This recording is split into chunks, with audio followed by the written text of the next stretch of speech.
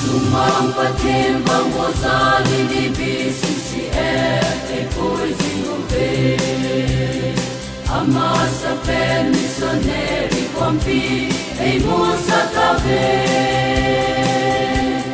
Krista ho mo mitinte ho so se ipa ilem che ute tuniki paniko Hai te Krista to do ho bung mitinte ho ipa na tu pa ko I dahil lang leute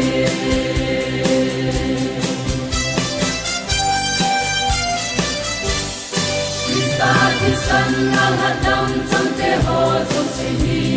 ipa tai Krista ipa na tu pa e tin sa wi a mata san so se manoi le se kuning li sungahi Katu heto sa ana Andiwa hiati Hai te Krista koto ho kung mitinte ho Kipa na ku pakoi Dahil ang leute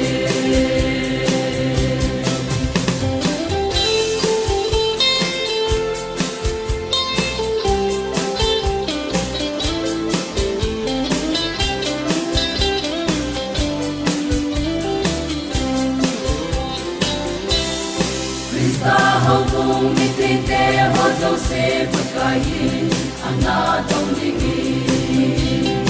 Ay kong sinui pagkain tumihin ng leke mazong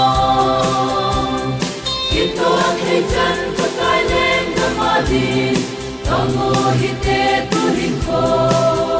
Panoyin ay penin Hai te Krista